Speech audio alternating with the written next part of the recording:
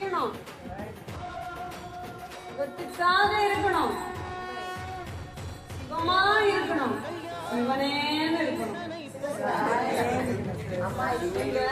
குருநாதர் அழகா இந்த ஸ்லோகனா அப்படிதான் சொல்றாரு. சிவத்துக்காக இருக்கணும், வந்தோமா வாழ்ந்தோமா சொல்லிட்டு போற மாதிரி இருக்கணும், சிவத்துக்காக இருக்கணும், சிவமா இருக்கணும். சேவடி தீண்டி நான் காண்கிறேன். நாங்க சாமி அப்படி போன உடனேய சாமி என்ன பண்றேன் தேடினேன் காண்க, சேவடி தீண்டி நான் காண்க.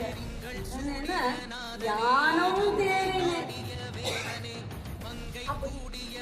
முன்னாடி எத்தனையோ பேர்கள் சிவமா தேடி இருக்காங்க, நானும் ஒருத்தனா தேடி இருக்கேன்.